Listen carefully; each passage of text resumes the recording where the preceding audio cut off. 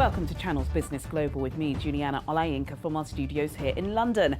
Over the next half an hour, we'll be looking beyond the business headlines by giving you in-depth perspective on the stories that are affecting all of us. Coming up on today's show, the British Prime Minister Boris Johnson's October the 15th deadline for a deal with Brussels has come and gone, and there's still no deal. I'll be discussing the flashpoints of the week with our business correspondent Simon Pusey. And the COVID-19 crisis has been a major catalyst in enhancing the learning process for students across the world. I'll be speaking with the CEO of Gidi Mobile, Tunji Adegbeshan, in Lagos, Nigeria, about the surge of investment in education technology. Then later, award-winning inventor Grace Nakibala will be speaking with me from Kampala, Uganda, about this year's Global Grad Show, a year-round programme for university graduates and professors who are working on innovative solutions for a better world. And to our first topic, Brexit. Another deadline has passed and Britain is still locked in painstaking talks with the world's largest trading bloc, despite both sides insisting that a deal is still possible. On Tuesday this week, German Chancellor Angela Merkel said the European Union must be prepared for no deal. On Wednesday, the Paris-based think tank, the OECD, warned that a disorderly Brexit would hamper Britain's COVID-19 economic recovery. And the Internal Market Bill, a legislation put forward by the UK government, which overrides parts of the previous commitments made to the EU, is still a bone of contention. Brussels has said it will not sign a new trade deal until the legislation is updated to reflect compliance with previous accords. Ireland's Foreign Minister Simon Coveney says time is running out. It's fair to say that there is progress being made on the protocol and many of the genuine concerns that both sides have in terms of the complexity of full implementation of what's been agreed. So the Brexit journey continues for a little bit longer yet. All of us need to ensure that we do everything we possibly can to make sure that we make a deal possible in the next few weeks, because we are running out of time. And once we get to the end of this month, then I think we really are running out of time to ratify any deal that may be struck, or certainly I hope can be struck. For more on this, I'm now being joined by our business correspondent Simon Pusey. October the 15th has come and gone. Clearly, COVID is dominating Downing Street discourse, but Brexit is not far away. Yeah, well, it's quite hard, isn't it? There are these two parallel huge things that the government have to get right, and both of them are going to have huge and long-lasting effects, and Brexit is, of course, one of them. And yeah, the 15th of October was this deadline that Boris came up with a couple of months ago as to when this trade deal should have been finalised, should have been struck, and then the legal processes could begin in trying to make that deal law. Well, yeah, that date has come and gone, and Boris seems to have decided that date is no longer set in stone. It doesn't matter, and actually Michel Barnier, the EU's chief negotiator, is sort of mocking him, apparently, according to EU sources in meetings, saying that, oh, here's his third deadline, coming up. Well, the third deadline seems to be the sort of end of October, first week of November, that both sides seem to be thinking this is really when we have to get things done by. A few sort of things this week that's happened. Boris Johnson has been on quite a few phone calls with the German Chancellor Angela Merkel, Emmanuel Macron, the French President, of course, and the European Commission President Ursula von der Leyen, trying to get a few things moving, especially with the fisheries, but a couple of blocking points, trying to kind of see if there's any kind of leeway in terms of the EU's side. So it's good to see that, from the UK perspective, that Boris is right there in the forefront, is on the phone to the people that matter. Downing Street said to be encouraged by what Angela Merkel has said recently about the fisheries. She's suggested that the EU would have to be more realistic in compromising with the UK on fishing rights, saying a deal had to be in the British interests as well as the interests of the EU. So there's been progress there, progress in a number of other areas, but the key sticking points do still seem to be the fisheries and also that of the enforcement of a trade agreement and future state subsidies policy. But also all week, while she said that a Brexit trade deal, Angela Merkel, is still in the interests of all, she still said that the EU must be prepared for a no deal if that does happen. A small thing also this week, the European Union is is about to, apparently, according to sources, formally reject a UK plea for special allowances for exports of electronic cars.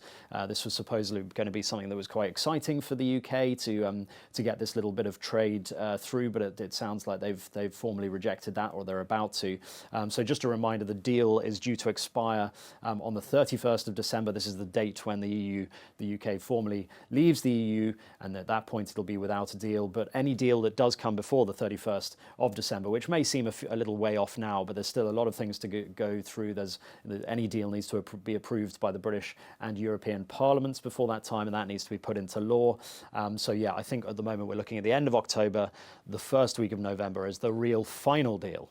The final time that they can strike a deal by. So we'll be sitting here next week talking about, how that's gone on and stuff. And I'm sure that it'll go right up to the wire, as it always seems to be. The 15th of October, we can forget that. That's gone now. But I think there'll be new deadlines set in the future. Absolutely. Looking forward to that update next week, Simon. Thank you. Now over to our next discussion. The coronavirus pandemic has accelerated the adoption of digital technology in education, with global edtech investment on track to grow by 15% in 2020, a predicted $7.5 billion. Whether we're talking about language apps, video conferencing tools or online learning software, there's been a significant surge in usage since COVID-19. Tunji Adegbeshon, the CEO of Giddy Mobile, an online learning platform, joins me for more on this topic. Tunji, it's a pleasure to have you on Channels Business Global. I've been speaking to so many guests, and of course, many of them are winners during the pandemic. And I've got to tell you, EdTech is completely accelerating. The surge of investment is going to be upwards of 15% more than it was last year. How has Giddy Mobile evolved during the pandemic? Well, yes, I think it's been awesome for us in the sense that there's been major growth in some aspects of our business. I do like to, sound a warning note sometimes, like as an investee, I'm really optimistic and I say, yes, we're growing like, gangsters, bring all the money. But to be honest, also, the market is very segmented. So if you are institution facing, there's been a lot of growth. If you're government facing, there hasn't been much growth because they don't have much money right now. And for the consumers facing space, which we've been in most of the time, most of our life, it's nuanced, right? So there have been new learners coming onto the platforms, and then for the old learners, there hasn't been all that much change in terms of activity. So it's nuanced depending on what you do. There has been growth in some spaces, there has been little growth in other spaces, but in general, digital readiness has grown, and the willingness to believe that you can learn using digital media has grown across the board. But from the point of view of products and payments, a bit different. Absolutely. I think, online has completely transformed, hasn't it? It obviously existed pre-pandemic, but COVID has accelerated everything. It's definitely a dominant discussion in the global north. How do you think that discussion changes when we talk about the global south, particularly when it comes to EdTech and Nigeria? You have been, in this game a lot longer than I'm sure most of your competitors. Is the discussion different on the continent? Yes, you put a finger on it. You said these platforms have been there before, so their use has accelerated. When you come to Africa, however, the platforms have been there, but you haven't had access to the platforms. If in the global north, you've had access to the platforms all the time, and then adoption has grown. Here, the core constraints to adoption haven't changed, which are devices and which are connectivity. So for the vast majority of the population, there's been little difference because there has been no difference in their hardware and connectivity situations. But for those who already had access, there has been a huge surge in adoption and in usage. So it's nuanced, but what is clear is, like I said, people can see the need and can see the utility. So there is probably going to be a very large growth in demand for infrastructural aspects of these technologies, like platforms that allow us to do the e-learning, devices that allow us to do the e-learning, connectivity for the e-learning, and these kinds of things, which have not been implemented in wide parts of the continent. Absolutely. There's also opportunities for pastime hobbies. I can't tell you how many free courses I've signed up to in Harvard and all of those other places. But, Giddy Mobile, it's fun. I know that some of the courses you provide on your app are actually free, which I think is wonderful.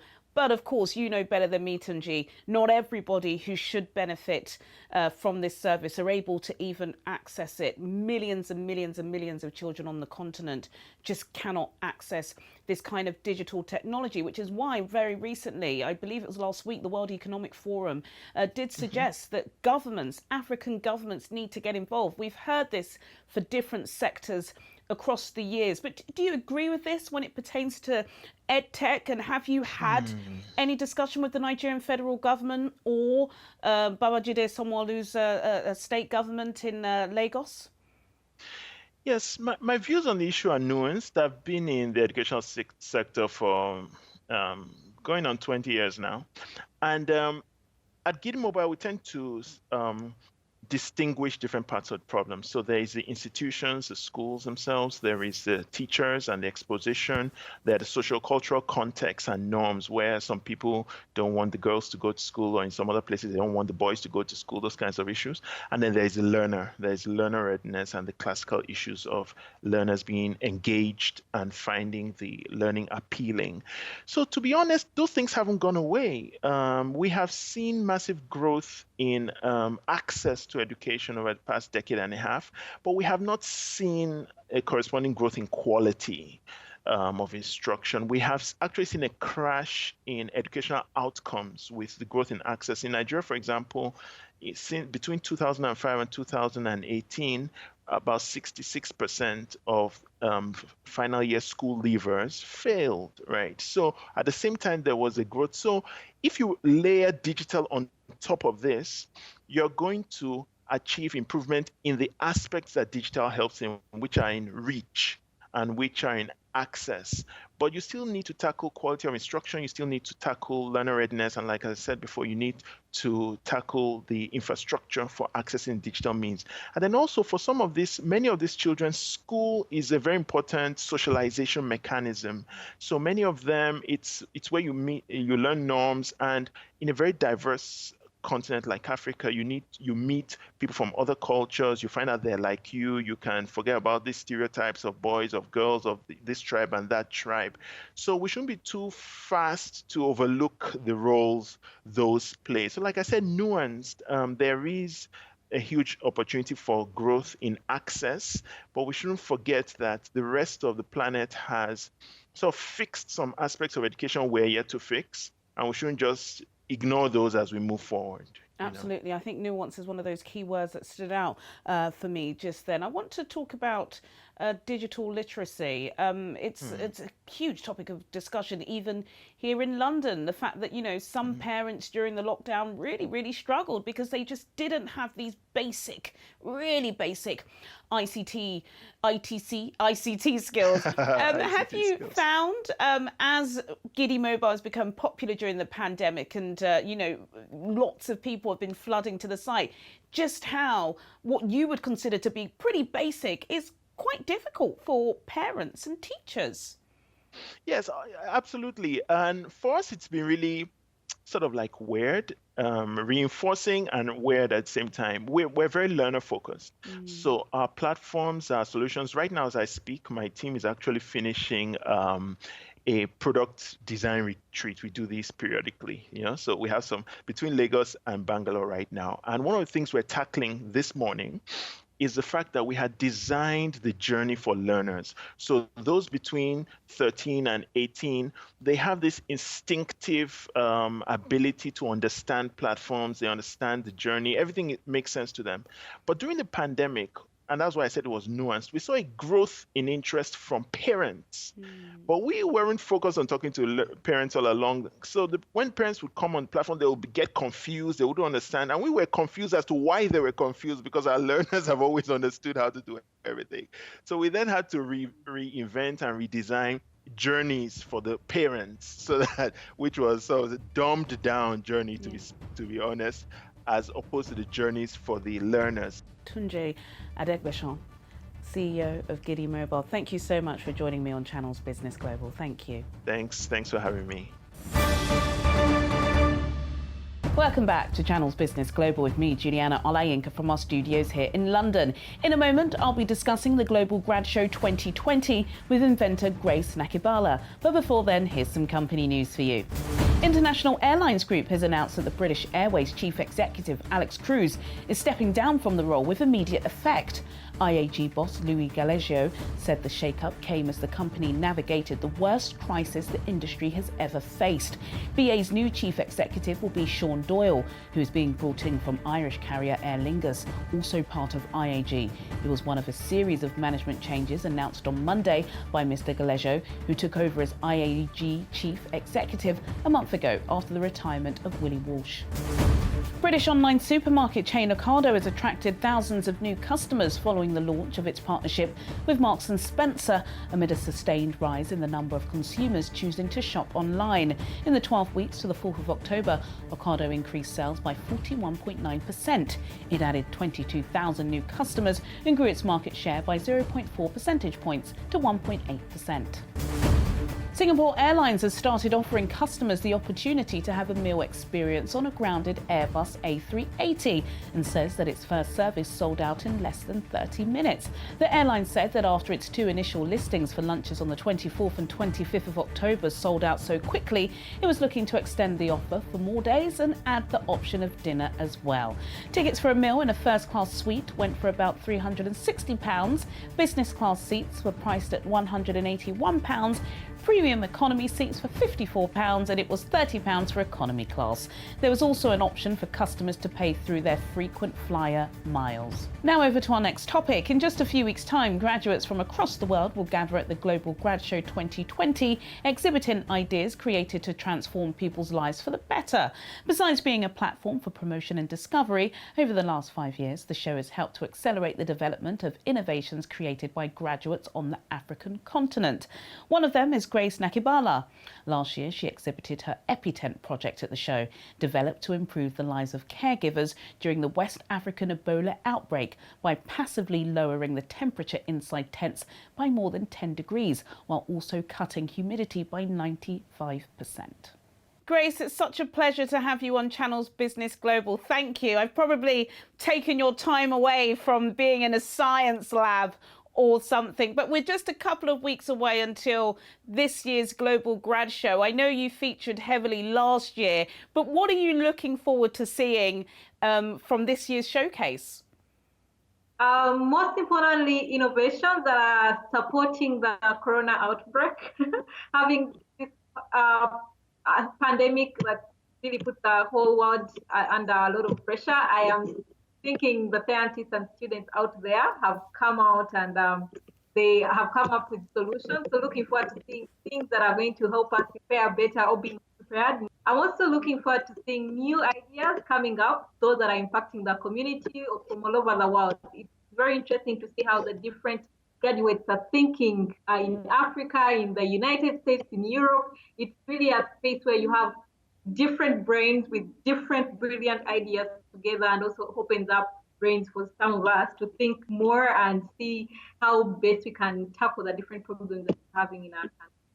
Absolutely. It's Black History Month. I know that doesn't really mean much in Africa, but it certainly does here in Britain and in America. And I was reading recently in Bloomberg Law Week that a lot of lawyers are really trying to push for patents, especially in America, where a lot of the Black community don't really get to own their inventions. Can you understand the frustration behind that? Because sometimes I do worry. You see so many different inventions on the continent in Africa, and we're just hoping that they're not kind of hijacked by people with more money and, you know, can understand how the patent world works.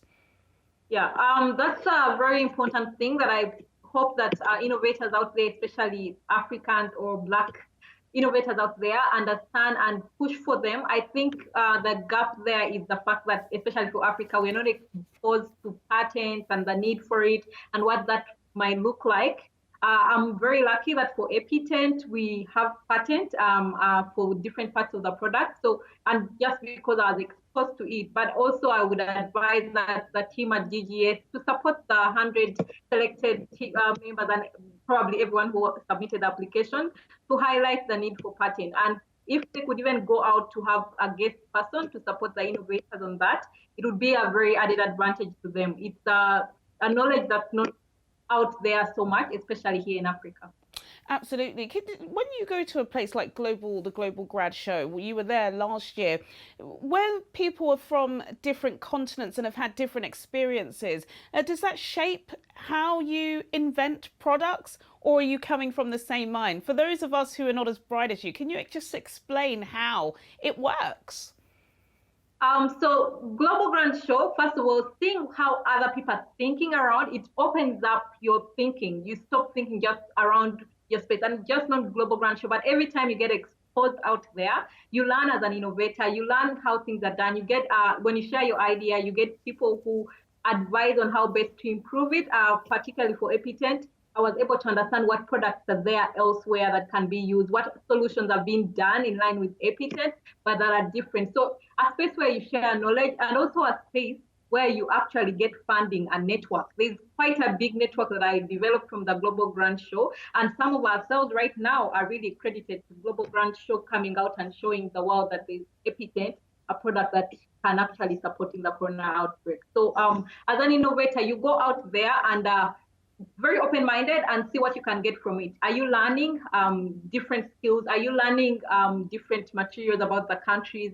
Are you getting an opportunity for funding? Are you getting an opportunity to teach? Are you getting an opportunity? So basically, just be open-minded and go out there to learn and also to teach, because as you're going there with all these, other teams are coming with also the same idea. So be out there and share. And at the end of the day, yes, it's Uganda for EpiTent, but this product can be seen all over Africa. And also it can be made maybe into a certain product that can support the European world. So it's very important to be very open-minded and to learn, and also to open up to teach the rest of the world on what you're doing. Try, Grace, for me to be as impartial as you can, but where do African innovators rank when it comes to the world ranking of innovators? Because we know the world is heading to Africa, aren't they? There's certainly a second scramble when it comes to digital technology and so many other things. We know that China is fighting the EU to get their biggest hand on Africa. Is it like that with innovation? Are a lot of innovators from Europe, from the global north, heading to Africa for ideas? So there's a lot of people that come in, especially from my network. I see people supporting us. But one thing I should mention is being an innovator is not just solving problems. I believe in solving a problem that you felt myself. So I believe that the best person to solve my problem is me. I could get support in terms of tools or technology to help me 3D print my work. I understand the concept of modeling smaller portions of my work as I'm studying it. But the key element is Africans, we need to come out and understand that as we have problems, let's not go looking out for solutions out there, but let's be best placed to solve our problems. You find a product like EpiTent, the solution that is, of course, obvious is the tents are hot, let's get AC in them. But the question I'll ask is, are we able to have AC in the remote areas in Uganda where there's really no power? How can we manage to supply that? Do we have funding for that? So most importantly, as Africans, we face problems. We shouldn't say, I have a problem, so it has to be solved by whoever. Say, this is a problem. How do we solve it? I think our ancient people, our great-grandparents, that's how they were thinking. And that's why we see a lot of solutions that came. Of course, we may not relate to them now, but they were solving their problems. You read history and look at the history of different products and way of life, you find that there was a lot of solution solving by the people themselves. So we need, as Africans, to think that way. And that doesn't stop the Europeans and Americans to come over and help us. They have technology, they have skills that we don't have, which if incorporated with us who are facing the problem, we will have a product that is efficient for our community. Grace, I couldn't agree with you more. Africans can fix African problems themselves. Grace Nakibala, a world-renowned and amazing inventor and innovator. What a pleasure it's been speaking with you. Thank you for joining me on Channel's Business Global. Sadly, that's all we have time for today, but do get in touch with your comments and suggestions. I'll see you at the same time next week for more in-depth business analysis on Channel's Business Global. Goodbye.